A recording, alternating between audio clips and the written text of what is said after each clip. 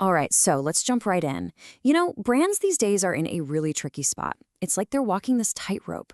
On one side, you have consumers who are, and rightly so, demanding to see more of themselves in advertising. But on the other side, some of these campaigns are triggering these massive and super expensive public backlashes. It's this huge, high stakes game, and honestly, it feels like nobody really knows the rules. So what gives, right? How can one ad create these super loyal fans while another one sparks a backlash so big it can reportedly wipe out billions in market value seemingly overnight? That's the big question we're going to dig into. And lucky for us, some amazing research just came out that can help us make sense of it all. All right, first things first, we've got to get a lay of the land. And it really boils down to this one simple fact. The world we see on our screens and commercials, it doesn't always look like the world we actually live in. And this chart here really breaks it down for us. It pulls together data from a bunch of different studies. And, it's kind of fascinating. It's a real mixed bag. For some groups, like Black and Asian people, the representation is pretty close to their share of the U.S. population.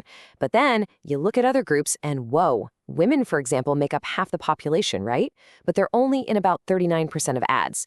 And what about older adults? Folks over 60 are more than a fifth of the population, but they get just 4% of the screen time. And the gap for people with disabilities is just huge. So you can see how this creates a massive headache for brands. On one hand, you've got people who want to see more diversity, but they'll call you out in a second if it feels fake. That whole diversity washing thing. But then, on the other hand, you've got other groups of consumers who just don't see the value in it, and that can lead to major backlash. So what happens? A lot of brands just get spooked and end up pulling back on the whole thing. So how in the world is anyone supposed to figure this out? Well, a team of researchers basically said, let's cut through all the opinions and noise, and they decided to look at, well, pretty much everything that's ever been academically published on this subject. And when I say everything, I mean it. The scale here is just, wow. We're not talking about a handful of studies. They tracked down, pulled apart, and put back together 337 separate academic articles. 337. This is seriously one of the biggest, most complete looks at the evidence that's ever been done, covering everything from race and gender to age and disability.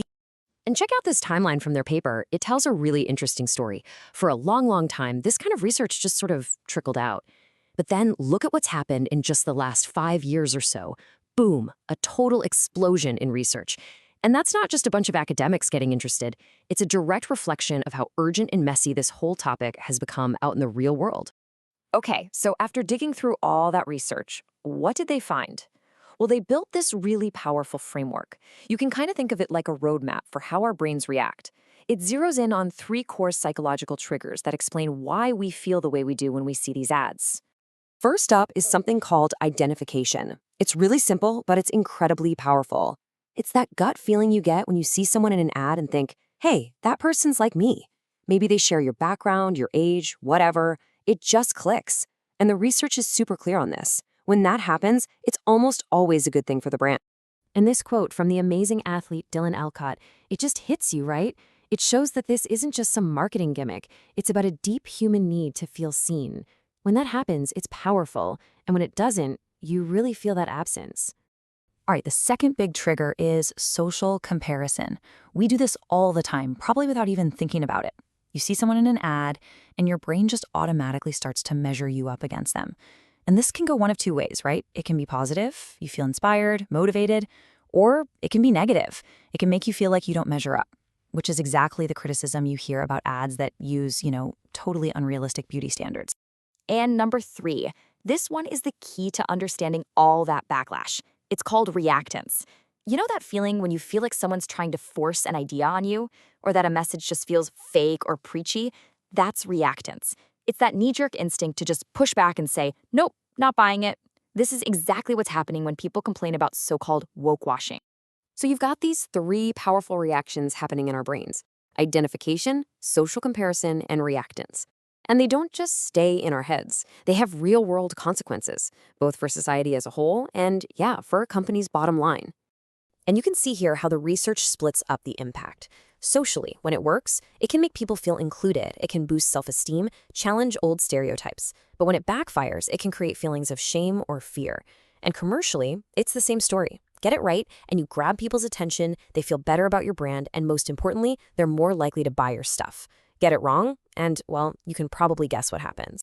But here's the really important thing to remember. Our reaction isn't just a simple switch that gets flipped. It's more complicated. The research shows it's a mix of a few key ingredients. Like, how authentic is the portrayal? What do you, the person watching, already believe about the world? And does the ad even make sense? Like, does this person actually seem like someone who would use this product? All of this brings us to one of the biggest, oldest questions in the entire advertising world. What is advertising's real job in our society? Is it just a mirror? Does it simply hold up a reflection of who we already are, our existing values, our biases, and all? Or is it a mold? Is it an active force that can actually shape what we believe and push our culture in a new direction? People have been arguing about this forever. So, which one is it? Well, after looking at all that evidence, the researchers landed on a pretty clear answer. Historically, advertising has acted way more like a mirror. It usually follows social change. It doesn't lead it. It reacts to where society is at rather than trying to be the one leading the charge. But, and this is where it gets really interesting, that's the past. The future might be a completely different story. And that's because the technology behind advertising is changing in a massive way. I'm talking about generative AI. With this tech, advertisers can basically create a person out of thin air for an ad. And with just a few clicks, they can change that person's age, their gender, their race, anything really. They can tailor an ad so it perfectly matches the person who's watching it. The level of personalization is just off the charts, like nothing we've ever had before. And so that leaves us with this huge final question. Is this new technology going to give us a more diverse ad world, one where everyone feels represented? Or is it going to create millions of tiny little diversity echo chambers, where you only ever see ads that reflect you and your own personal bubble? The answer to that question, well, it's not just going to shape the future of advertising. It's going to shape the very reflection of society that we see on our screens.